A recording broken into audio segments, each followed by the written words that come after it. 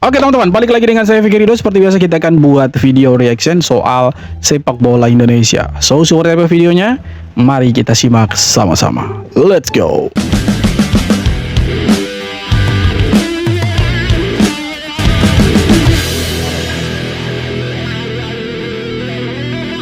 What's up guys, Kanada negaraku baru gugur di Piala Dunia. Jadi aku mau ambil kesempatan ini untuk pertimbangkan perbedaan antara sepak bola Kanada dengan sepak bola Indonesia. Terutama kenapa Kanada bisa lolos ke babak gugur Piala Dunia, sedangkan Indonesia belum bisa lolos dari kualifikasi. Yes. Dan jawaban singkatnya, korupsi. Kanada walaupun kecil dan walaupun tidak terlalu gila. Bro, jangan terlalu frontal bro. Awas dideportasi bro. Tapi kita baca dulu ini tulisan di atas. Kenapa Indonesia belum lolos ke Piala Dunia? Mari kita dengar penjelasan dari teman-teman kita dari Kanada ini teman-teman ya. Teman, bukan teman-teman. Kalau teman-teman banyak. Let's go, check it out. Bola sebenarnya nggak gila bola sama sekali. Temen semua pada main hoki, baseball, main volley, main basket. Yang main bola masih dikit. Jadi udah negaranya kecil, nggak fokus bola, tapi tetap bisa lolos sampai ke babak gugur Piala Dunia. Sedangkan Indonesia yang negaranya sangat luas, penduduknya banyak sekali dan semuanya gila bola, belum bisa kualifikasi untuk Piala Dunia. Di setiap level sepak bola Indonesia masih ada korupsi. Di akademi, di Liga 4, Liga 3, Liga 2, Liga 1, Timnas, pokoknya di mana-mana ada korupsi. Yang jalanin sepak bola Indonesia masih mafia. Jadi sebelum itu diperbaiki dan korupsi dihapus, kita mau berharap untuk apa? Yes. Terus nomor 2, perkembangan sepak bola pemuda. Sekarang di Indonesia udah mulai membaik sih, tapi aku masih ingat dulu aku kan U15, U17 di Indonesia, dan masa itu standar permainan, pelatihan, lapangan, pokoknya semua sistem bola pemuda belum ada. Syukur banget sekarang sudah ada kan, sekarang ada EPA, fasilitas klub sudah jauh lebih baik. Khususnya aku kan di Pulau Bali United, fasilitas latihannya, training centernya luar biasa, dan itu kan dipakai juga bukan hanya untuk senior tapi untuk akademi, untuk EPA, jadi udah lebih bagus. Dan sekarang juga pelatih timnas senior John Herdman kan mantan pelatih timnas Kanada yang berhasil membawa Kanada ke Pildun 2022. Aku sangat setuju kalau dia menggantikan si Kluivert yang ya, kita udah tahu kayak gimana orangnya. Lawan Saudi, masa pemain yang pernah cetak gol lawan Saudi nggak dipanggil? Tepatnya Marcelino. Nggak jelas kan? Kalau sekarang pelatih timnasnya sudah jelas, sistem untuk bimbing talenta muda sudah ada. Sekarang tinggal hapus korupsi aja, dan aku yakin sepak bola Indonesia pasti maju. Kalau kalian mau lihat lebih banyak konten begini, follow dulu ya.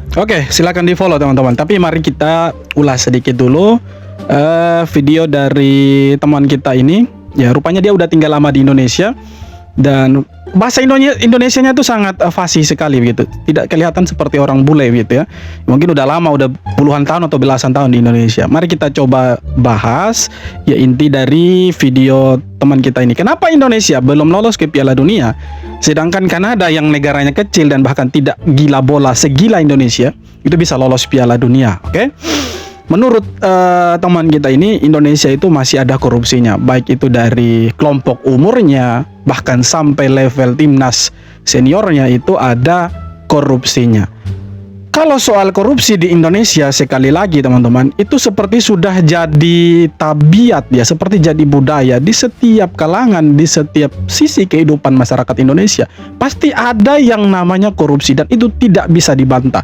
Dan bahkan sampai detik ini korupsi di Indonesia sangat-sangat susah untuk dihapus. Kembali lagi ke sepak bola Indonesia. Di tahun 2008 lah, intinya tahun 2000-an lah, sebelum Pak Iwan Bule dan Erick Thohir itu pegang PSSI, Federasi Sepak Bola Indonesia itu memang carut marut dan tidak jelas. Bahkan orang yang seharusnya ada di penjara itu bisa pimpin PSSI ya. Dan itu menjadi satu hal yang menurut saya sangat-sangat lucu ya. Dia pimpin PSSI dari dalam jeruji besi dan tidak mau lepas jabatannya sebagai ketua PSSI. Kalian udah pada tahu lah siapa orangnya waktu itu kan. Nah, khusus untuk sepak bola Indonesia, sekali lagi, mau itu kelompok umur sampai dengan senior, betul. Apa ya? ordal itu masih sangat-sangat kental sekali. Ordal, orang dalam masih sangat-sangat kental sekali.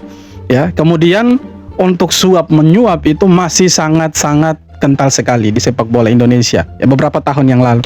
Dan ya pernah ada berita itu untuk masuk EPA, untuk elit pro academy lah, itu bahkan orang tua dari calon pemain ini harus menyetor sejumlah uang. Ya, itu ada beritanya.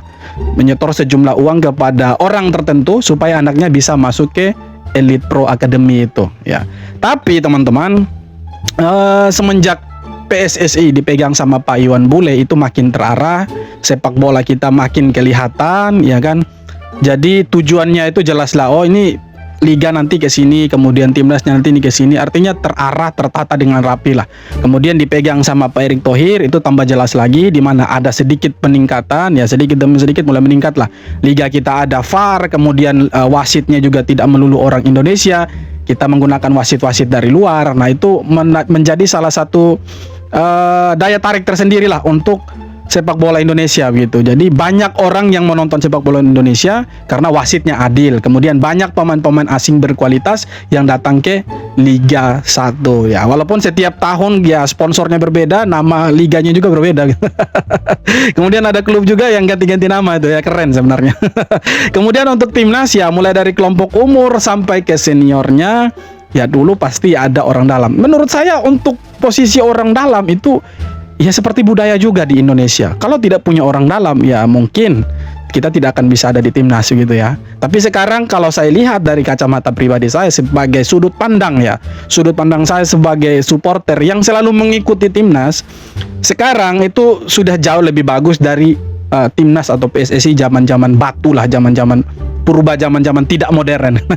Sebelum zaman modern. Sekarang kebanyakan pemain itu diisi sama pemain-pemain yang kalau boleh dibilang mereka punya darah Indonesia atau garis keturunan Indonesia. Kemudian dikolaborasikan dengan pemain-pemain muda kita, pemain-pemain lokal yang kualitasnya sama dengan pemain-pemain yang bermain di Eropa.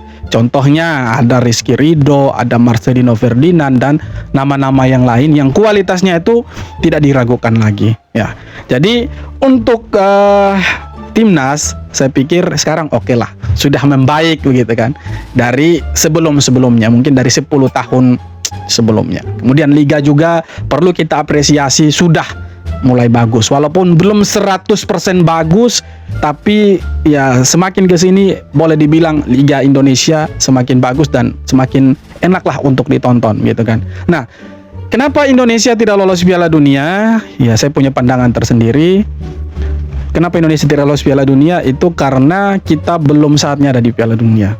Bayangkan bro, kita ada di Piala Dunia, kemudian dengan pemain seadanya sekarang, ya bisa jadi kita jadi ya bahan bantai-bantaiannya negara-negara lain. Ya kita ambil contoh kasus kemarin Kanada lawan Qatar. Itu Qatar dengan pemain yang segitunya, yang bahkan di level Asia mereka adalah juara, itu dibantai sama Kanada 6-0. Apalagi Indonesia yang di level Asia, sorry to say, kita belum apa-apa nih. Walaupun pemain-pemain kita banyak yang bermain di Eropa, tapi untuk level Asia kita belum jadi apa-apa. Iya kan, belum bisa ada di level yang different level seperti Jepang, Korea Selatan, Qatar dan lain-lain. Ya apalagi kita kalau sampai lolos Piala Dunia, mungkin kita juga tidak bisa bicara banyak di sana. Iya kan. Jadi ya mungkin belum saatnya untuk lolos ke Piala Dunia. Nah, kenapa Kanada bisa lolos? Ya mungkin karena federasinya, pemerintahnya, walaupun kebanyakan orang di sana tidak terlalu menyukai sepak bola, tapi kan kita juga harus melihat dari sisi lain bahwa pemain-pemain Kanada kebanyakan bermain di Eropa. Jadi ya secara kualitas, secara taktik dan yang lain-lain yang teknis itu mereka bagus. Mereka tidak bisa diragukan lagi. Nah, Indonesia, kita ini baru mau melangkah dari bawah. Dan kita menggunakan pemain-pemain keturunan untuk mencapai Piala Dunia itu. Dan akhirnya kita gagal juga. Tadi ada benarnya juga si teman kita ini bilang bahwa kenapa Indonesia tidak lolos? Ya karena korupsi. Ya salah satu hal mendasar korupsi itulah ya memang menurut saya ada benarnya juga. Tapi kalau saya punya pandangan sendiri, ya karena memang belum saatnya kita ke sana. Mungkin tahun 2030 kita akan ada di Piala Dunia. Kita doakanlah. Dan ya kita doakan semoga timnas Indonesia bisa ada di Piala Dunia di tahun 2030. Apalagi kita punya pemain-pemain keturunan itu semakin banyak, ya semakin ya timbul satu persatu yang kualitasnya Itu bukan kaleng-kaleng bro, dan banyak mereka bermain di liga-liga top Eropa. Semoga mereka bisa join dengan timnas Indonesia dan bisa bawa Garuda terbang tinggi sampai ke Piala Dunia. Jadi kita tidak hanya nonton nih, tapi kita bisa nonton juga, bisa berpartisipasi sebagai peserta Piala Dunia. Keren lah itu. Untuk bro ini mantap lah, ulasannya keren. Ole Romani kembali ke Belanda dan satu tim dengan Justin Hapner. Oke. Peluang itu kini benar-benar terbuka. Fortuna Sittard dikabarkan ingin meminjam striker timnas Indonesia ini dari Oxford United. Jika transfer terwujud, Ole Romani dan Hapner bakal kembali berduet. Kali ini di Liga Belanda. Ole Romani Ole Romani, here we go. Dipinjam ya, kabarnya dipinjam dari Oxford ke Fortuna Sittard. Jadi sekarang Ole Romani itu satu klub dengan Justin Hapner ya, satu klub kemudian satu timnas juga, kan keren itu. Jadi sinergitasnya semakin luar biasa ketika mereka kembali ke timnas. Mantap itu. Nah, Ole Romani ini semenjak dia direkrut oleh Oxford, itu dia jarang sekali dapat menit bermain, termasuk Marcelino juga ya, bahkan sampai dipinjamkan ke AS Trensin. Itu kan mereka jarang dapat menit bermain ya. Ole Romani juga demikian. Jarang sekali dimainkan di Liga 2 lah, Liga 2-nya Liga Inggris lah, divisi kasta kedua lah. Jarang sekali dimainkan. Itu pun mainnya nanti cadangan, main 7 menit, 8 menit, 9 menit ya, paling segitulah. Jadi secara menit bermain sangat-sangat kurang. Tapi waktu dia bermain di Belanda di era divisi main untuk FC Utrecht, itu dia dipercaya sebagai striker, jadi selalu jadi starter dia. Nah, kemudian dia sekarang here we go dipinjam lagi dari Oxford ke Fortuna Sittard ya. Kita harap dia tidak hanya jadi pajangan di sana seperti di Oxford. Kita harap sebagai supporter timnas, pemain-pemain Indonesia yang bermain di luar itu bisa punya menit bermain yang layak lah, yang oke lah, cukup banyak lah, cukup oke lah begitu kan. Dan ya saya rasa kembali ke Belanda itu opsi yang paling bagus, karena dia sudah terbiasa dengan sepak bola Belanda, dan saya yakin di Fortuna Sittard Ole Romani bisa dapat menit bermain yang banyak lah ya, apalagi kembali ke Belanda kan, Fortuna Sittard. Masa sih tidak dapat menit bermain, itu mustahil itu. Garuda Calling untuk TC Timnas Indonesia di Bali resmi diumumkan. Oke. Dan ada beberapa nama yang paling mencuri perhatian. Ya, siapa itu? Justin Hapner dan Marcelino Ferdinand tetap dipanggil meski bermain di Eropa. Oke. Akankah klub mereka melepas keduanya karena Piala AFF bukan agenda resmi FIFA? Nah, itu dia. Pratama Arhan dan Rafael Struijk akhirnya kembali dipanggil di era John Herman Welcome setelah back. lama menghilang dari Anak skuad yang hilang. timnas. Sandy Walsh dan Ragnar Oratmangun juga masuk daftar setelah resmi bergabung dengan Persib. Michael Baker langsung mendapat kesempatan usai resmi menjadi WNI, sedangkan Luke Vickery justru tak masuk Garuda Calling. Menurut kalian siapa yang paling mengejutkan? Sebenarnya yang paling mengejutkan itu Justin Hapner gitu kan. Kok bisa Justin Hapner dipanggil gitu kan? Padahal ya seperti kita tahu, AFF tidak masuk dalam kalender FIFA. Tapi mungkin Herman punya pandangan tersendiri lah, punya kacamata sendiri. Kenapa si Hapner bisa dipanggil gitu? Nanti kita lihat saja lah apakah Hapner tetap masuk dalam final squad atau justru dicoret nantinya. Tapi kalau untuk dicoret, saya pikir ya mustahil kemungkinannya untuk dicoret itu. Karena ini salah satu pemain yang mungkin bisa jadi kapten juga nanti di Piala AFF ini kalau tidak dicoret gitu kan. Nah, ada 50 pemain yang dipanggil untuk TC di Bali, TC kedua, untuk menghadapi Piala AFF. Ya, 50 pemain ini pastinya tidak semua dong dipanggil, dipilih maksudnya. Pastinya akan menyisakan 23 atau sampai 27 pemain saja yang akan dibawa ke Piala AFF sebagai final squad nanti. Nah, siapapun yang dipanggil, saya pikir ya mereka lah pilihan terbaiknya John Herman, dan ya John Herman lah sebagai pelatih kepala yang paling tahu kondisi tim itu seperti apa. Nah, kita sebagai supporter pastinya akan mendukung lah. Karena kalau kita lihat juga tim yang ada ini sangat-sangat mewah.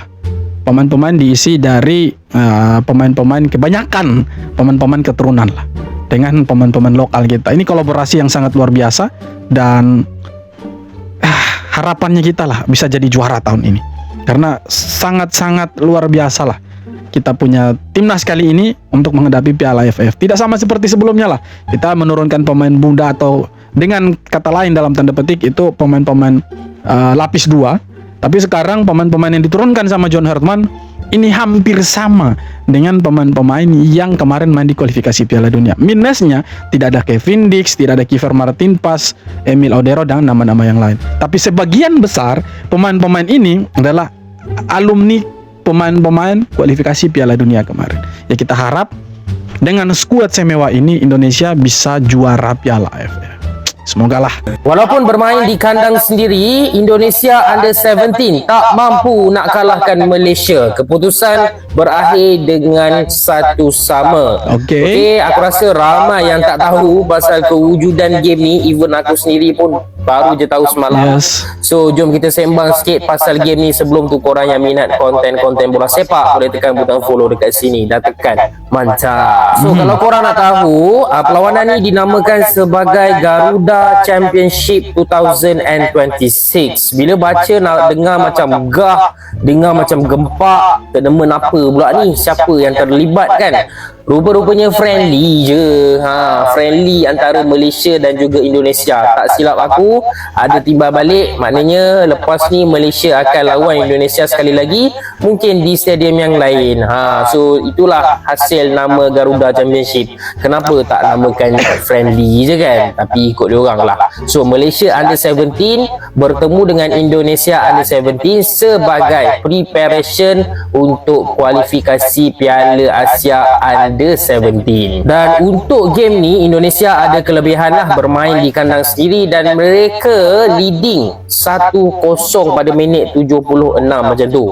Okey, first half tak ada gol, Indonesia punya try ada yang kena palang, keeper Malaysia boleh tahan cekap juga, tapi akhirnya walaupun keeper Malaysia dapat tepis, bola muntah meletakkan Indonesia di hadapan. So iya, dan akhirnya di pertandingan pertama kita tidak mampu kasih kalah Malaysia U17 dan hasilnya itu 1-1. Tapi kejutannya terjadi di pertandingan kedua.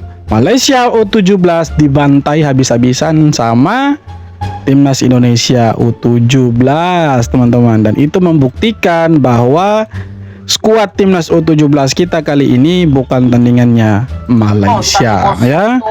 Bukan tandingannya Malaysia, karena walaupun di pertandingan pertama mereka mampu untuk menahan imbang Indonesia, tapi di pertandingan kedua Indonesia berhasil menang dengan skor meyakinkan 3-0.